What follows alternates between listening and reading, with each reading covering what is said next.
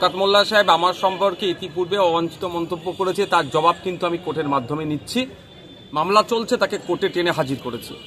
আবারও যদি এই ধরনের কোনো মন্তব্য করে থাকি, আমি ভিডিও আমার কাছে এসে পৌঁছায়নি, আমি দেখব, তাকে আবারও কোর্টে টেনে নিয়ে যাব। ওর অবাঞ্ছিত মন্তব্যের জবাব আমি অবাঞ্ছিত মন্তব্য করে দেব না, আমি আইনের মাধ্যমে এর জবাব দিয়ে চাইব, এবং যে কথা বলেছে আইনের মাধ্যমে তাকে প্রমাণ করতে হবে, না হলে তার বিরুদ্ধে মানহানি মামলা আমি করব, এটা বলে রাখছি, বেটাকে ছাড়বো না।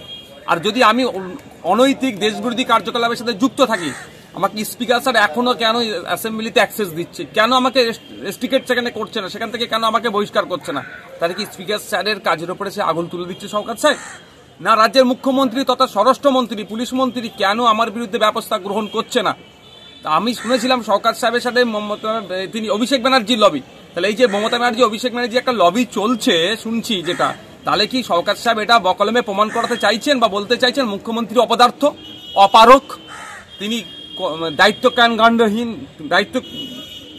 তিনি, যে নওশাদ সিদ্দিকী অবৈধ কাজের সাথে যুক্ত থাকার পরে তাকে কেন অ্যারেস্ট করছে না? এটা কি শওকত সাহেব বলতে চাইছেন?